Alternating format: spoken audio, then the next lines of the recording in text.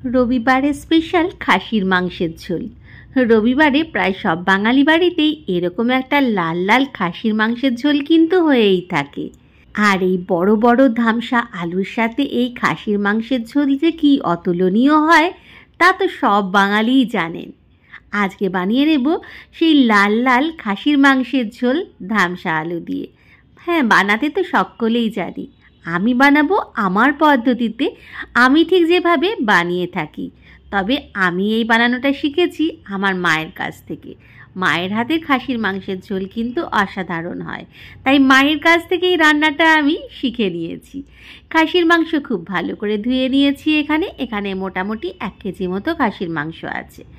তারপরে আমি কড়াইতে বেশ কিছুটা সর্ষের তেল ঢালবো। হ্যাঁ, খাসির মাংস বানাতে গেলে সর্ষের তেলে কঞ্জুসি করলে কিন্তু একেবারেই চলবে না। বেশ কিছুটা সর্ষের তেল প্রথমে ঢেলে নিয়েছি। তেল গরম হলে এর মধ্যে আমি বেশ বড় সাইজের আলুগুলো আমি হাফ করে কেটে নিয়েছি, যেটা আমি নুন হলুদ মাখিয়ে রেখেছিলাম, সেই আলুগুলো দিয়ে দিলাম। আলুগুলো এবারে এই ছাঁকা সর্ষের তেলে খুব ভালো করে ভেজে নেব। প্রথমে ভেজে নিয়ে তুলে রাখবো একটা অন্য পাত্রে। তারপর এই তেলেতেই কিন্তু আমি পুরো রান্নাটা করব। কথা বলতে বলতে আলুগুলো প্রায় ভাজা আমার হয়ে গেছে। আলুগুলো এবার তুলে রেখে দিচ্ছি একটা অন্য পাত্রে। চলে যাব এরপর মূল রান্নাতে। যার মশলা আমি ব্যবহার করব এই রান্নাতে, সেগুলো আমি আগে থেকেই সমস্ত রেডি করে নিয়েছি। দেখুন, আলুগুলো কিন্তু ভাজা হয়ে গেছে। এবার ওই সরষের তেলেতেই আমি দিয়ে দিলাম বেশ কিছুটা পেঁয়াজ কুচি। এখানে আমি মোটামুটি মাঝারি সাইজের 2টো পেঁয়াজ কুচিয়ে নিয়েছিলাম, একটু লম্বা লম্বা করে কুচি করে নিয়েছি। খুব বেশি মিহি করে কোচানোর দরকার নেই, সেইটা আমি একটুখানি প্রথমে ভেজে নেব।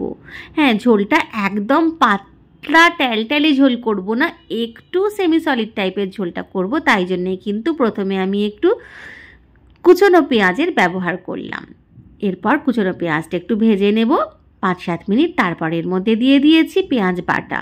2টো বড় সাইজের পেঁয়াজ আমি এখানে বেটে নিয়েছিলাম, সেইটা আমি দিয়ে দিয়েছি। খুব ভালো করে এবারে সব কিছু নেড়ে চেড়ে নেব, একটু তেল ছাড়া পর্যন্ত অপেক্ষা করব। দেখুন, এবার বেশ তেল ছাড়তে শুরু করে দিয়েছে। ঠিক এই পর্যায়ে আমি দিয়ে দেব এর মধ্যে রসুন আর শুকনো লঙ্কার একটা পেস্ট। এখানে আমি রসুন আর শুকনো লঙ্কার একটা পেস্ট করে রেখেছিলাম, তবে শুকনো লঙ্কাটা অবশ্যই অপশনাল, চাইলে আপনি দিতে পারেন, না চাইলে নাও দিতে পারেন। তবে আমি শুকনো লঙ্কা যে ব্যবহার করেছি, বিচিগুলো কিন্তু অবশ্যই ফেলে দিয়েছি। রসুন এখানে মোটামুটি 15 থেকে 20টা কোয়া ব্যবহার করেছি, একটু বড় সাইজের। রসুনটা আর শুকনো লঙ্কাটাও একটু নেড়ে চেড়ে নিলাম। দিয়ে দিচ্ছি এরপর বেসিক মশলাগুলো: হলুদ গুঁড়ো, লঙ্কা গুঁড়ো, সামান্য একটুখানি ধনে গুঁড়ো আর একটুখানি জিরে গুঁড়ো। ধনের থেকে জিরেটা একটু বেশি দিলাম। আর দিলাম একটুখানি নুন, যাতে মশলাটা সুন্দরভাবে কষানো যায়। এবার খুব ভালো করে নেড়ে চেড়ে নিচ্ছি।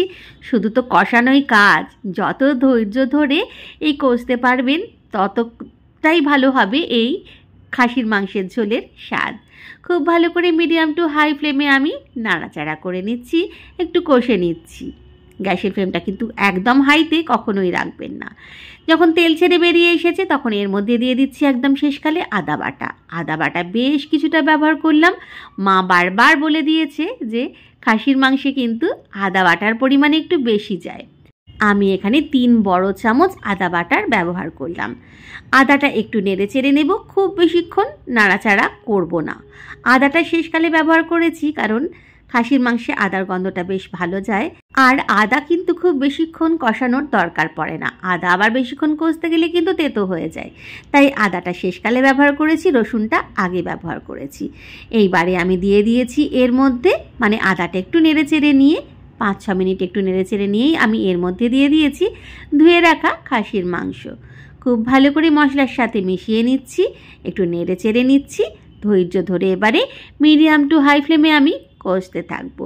খুব ভালো করে প্রথমে মশলাটাকে আমি মিশিয়ে নিচ্ছি, যাতে সমস্ত মাংসের গায়ে মশলাটা ভালো মতন লেগে যায়। এই সময় দিয়ে দেব এর মধ্যে আমি পরিমাণ মতো নুন। আগেও কষানোর সময় একটু নুনের ব্যবহার করেছিলাম, সেটা মাথায় রেখেই কিন্তু নুনটা দিলাম। এইবারে নুনটা দিতেই দেখুন রঙটা কিন্তু একদম পরিবর্তন হয়ে গেছে। ধীরে ধীরে সেই রঙটা কিন্তু চলে আসছে যেটা খাসির মাংসের ঝোলেতে আমরা দেখে থাকি। খুব ভালো করে মিডিয়াম টু হাই ফ্লেমে কষতে কষতে যখন ঠিক এই পর্যায়ে চলে আসবে তখন বুঝবেন রান্নাটা কিন্তু 90% প্রায় হয়েই গেছে। শেষকালে কিন্তু খুব বেশি কিছু আর ব্যবহার করার নেই। খুব ভালো করে নেড়ে চেড়ে নিচ্ছি। এইবারে এর মধ্যে দিয়ে দেবো আমি ভেজে রাখা আলুগুলো খুব বেশিক্ষণ আমি নাড়াচাড়া করব না, একটু নেড়ে চেড়ে নেব, একটু মশলাটা দিয়ে মিশিয়ে নেব যাতে মশলাটা খুব ভালো করে আলুগুলো গায়ে লেগে যায়। আর শেষকালে দেব গরম মশলা। হ্যাঁ, গরম মশলাটা আমি শেষকালে ব্যবহার করব, একদম শেষকালে ব্যবহার করব। এর জন্য আমি দারচিনি, এলাচ, লবঙ্গ একটু শুকনো খোলায় নেড়ে একটা মিহি পেস্ট করে রেখেছিলাম জল দিয়ে, সেইটা আমি দিয়ে দিলাম।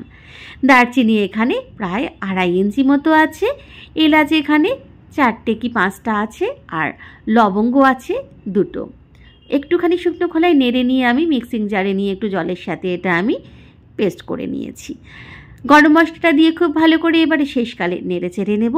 গরম মশলা দিয়ে কিন্তু আর বেশিক্ষণ নাড়াচাড়া করার দরকার পড়বে না। গরম মশলার গন্ধটা থাকতে থাকতেই কিন্তু আমি এর মধ্যে দিয়ে দেব পরিমাণ মতো গরম জল। হ্যাঁ, আমি তো রান্নায় গরম জলই ব্যবহার করি।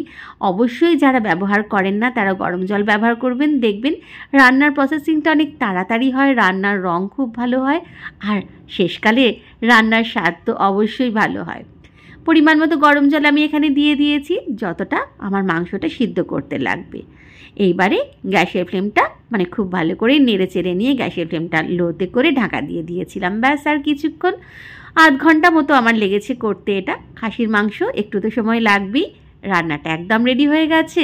আর সাদা ভাত নিয়ে বসেও পড়েছি। আজকে একদম সাদা মাটা রান্না, সাথে প্যাকেটের আলু ভাজা আর স্যালাড। ব্যাস, আর কি চাই? এরকম একটা লাল লাল খাসির মাংসের ঝোল হয়ে গেলেই এক থালা ভাত সকলেই খেয়ে নিতে পারবে।